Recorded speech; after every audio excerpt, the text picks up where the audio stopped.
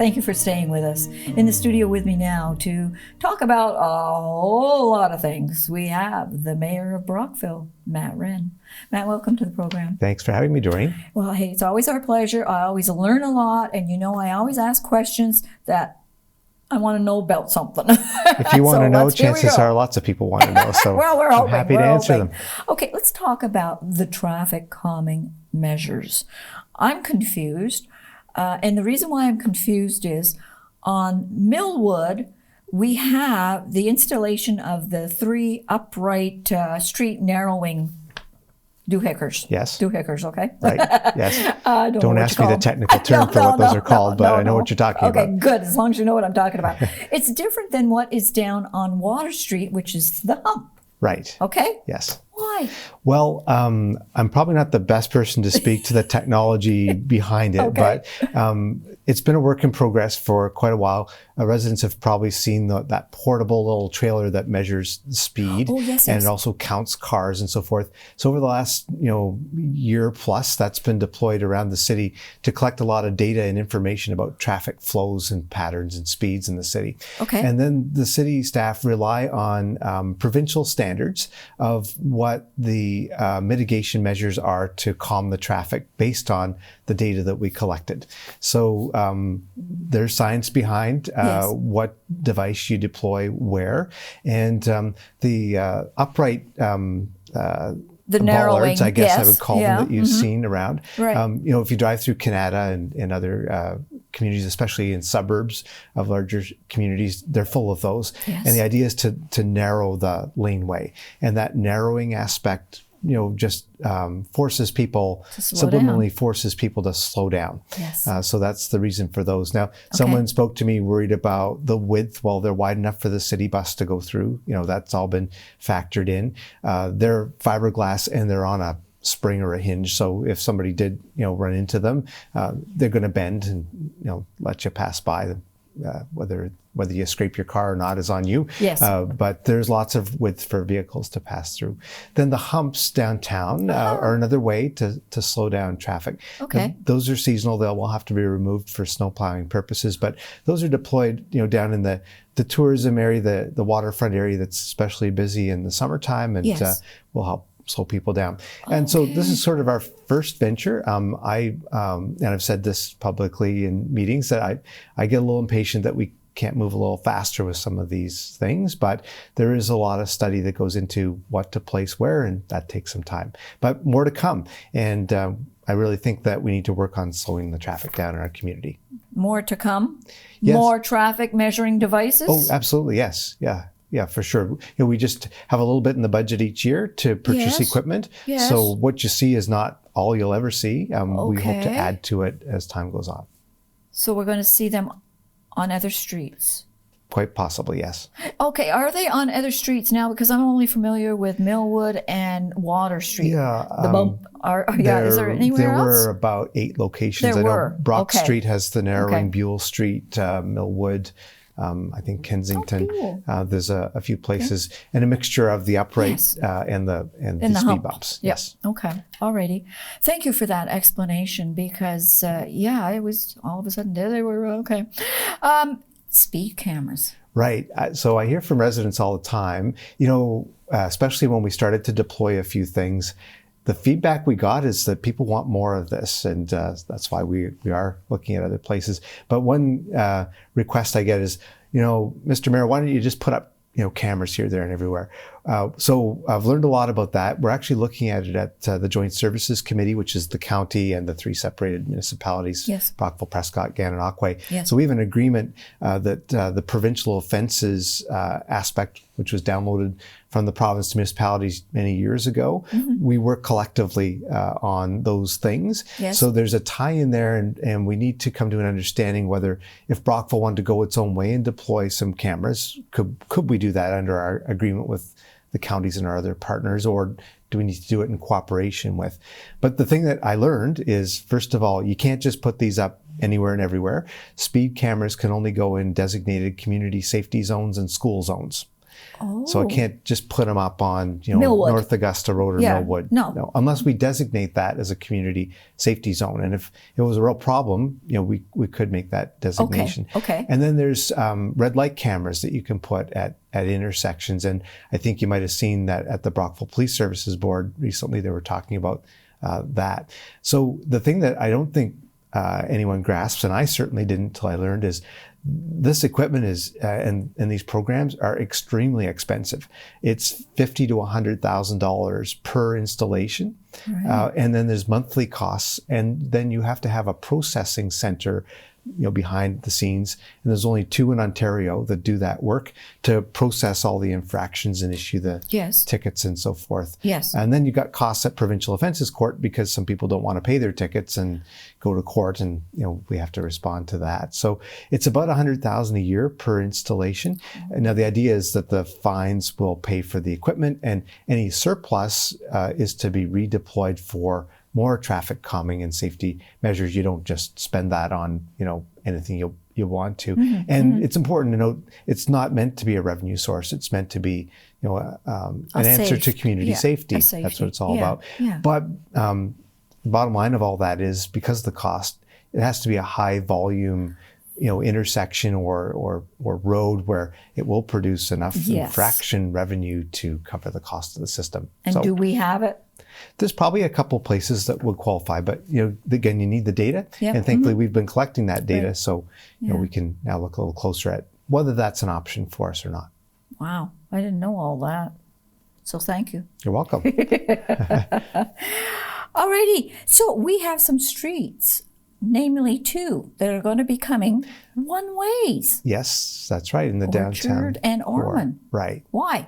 Well, they're narrow streets that were designed, 200 years ago, and nowadays with the volume of traffic and people maybe wanting to park and space to store snow in the winter and so forth, staff have recommended to council that one way would be better on those streets, in a segment of those streets, than the current 2-way approach. So, there's an example just to the west of that with Garden Street being southbound, Bethune being north, and that's worked fine for many years. And the 2 streets in question are about the same narrow width as those are. And so we're shifting in that direction as of July the 2nd. July the 2nd. Yes. So day after Canada Day. Day. That's right. Be ready. Be alert. Oh, there will be signage and whatnot, correct? It's actually already up. It's just covered at the moment. But if you Okay. look, you can see that the signs are already being installed. Alrighty. Can we talk about the recreational facility that's going MRF. to that's going to be replacing is it the Brockville Memorial Civic Center? Is it actually replacing it? No, it's replacing the youth arena. I'm in the wrong place. Yeah. So the youth arena was built in 1967, and it's a great solid building, but it's not the greatest rink. The dressing rooms are very small. You got to climb stairs to get to the seating. We got accessibility challenges, and the ice surface is smaller than today's standard. Yes. So, back to David Henderson's time as mayor, Yes. councils have been trying to figure out how to replace the youth arena, and we're at that point. We've been working on for about the past year on a design. And so we're focusing on the Memorial Center property. And the package that we've put together would place a second pad of ice there. But, we've been very careful to try and help with the terminology that not calling this an arena, while there will be another pad of ice, it's a total rejuvenation of that property. Oh, okay. So multi-use recreation facility is the terminology that we're using, because that's truly what it is. Yes. So a second pad of ice with seating for about 400 people, which is about doubling what the seating is at the youth arena. It will have a second level exercise track that looks down into the ice surface. That's a good idea. The current community hall will move upstairs. It'll be windows all around, nice, beautiful, bright room, about the size of the room we have today, but on the second level with an elevator to make it accessible, new kitchen facilities. And then on the ground level, we'll be creating some extra community rooms, about 2,000 square feet of space, plus one big, massive, long foyer that when you walk in the doors of today's Memorial Center, you'll continue on the whole length of this new structure. You'll see into both ice surfaces as you walk through, and you'll see these community rooms, a brand new canteen. But it'll be very open space that when hockey games aren't taking place will be usable for lots of community purposes and meeting rooms and programming and so forth. Then the existing Memorial Centre, about $5 million worth of upgrades in that building, new dressing rooms, etc. And then outside, a reconfiguration of the ball fields to make it all possible, additional parking, 4 to start with, I believe, and then eventually 8 pickleball courts. And, the amenities that go along with all that, like just this new canteen, we'll now have a canteen that will serve the outside year round, as well as indoors and so forth. And it's going to be, if it all comes together, which requires provincial and federal funding, it's going to be a magnificent facility that's really going to change the game in the community. Okay. Talking about hockey, the World Juniors. Right. Is there a possibility? Has the bid gone in? We're in the game. Yes. We submitted our RFP or to the RFP process. June the 7th was the deadline. It's taking place in Ottawa again for the second time. It was there in 2000 and end of 2008, early 2009. And at that time, Brockville hosted Team Latvia. And so the organizing committee, Hockey Canada, puts out a request for proposals to communities within a 2-hour radius to host a team. And with that, you get their training camp for a couple of weeks in December leading up to the World Junior competition. And you get at least one exhibition game.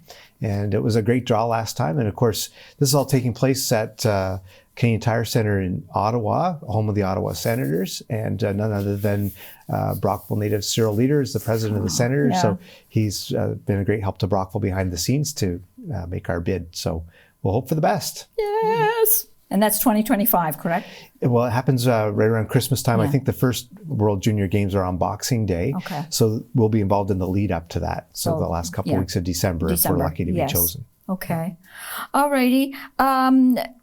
I didn't understand this, so if you wouldn't mind explaining to me, why is there a development charges background study? It has to do with procurement for the city. Why was there a study done? So one of the sources of revenue for the city to build infrastructure is development charges. So when someone's going to build a subdivision or put up a building or whatnot, part of the fees that they pay are development charges. Our development charges are extremely low so that we're competitive to attract new industry and construction and so forth. But your development charge bylaw includes all these fees, and it's got an expiry. So the current bylaw will expire, I believe it's January of 2025, coming up soon. Yes. And so to set your new fees, you can't just arbitrarily set these fees. You have to do a study.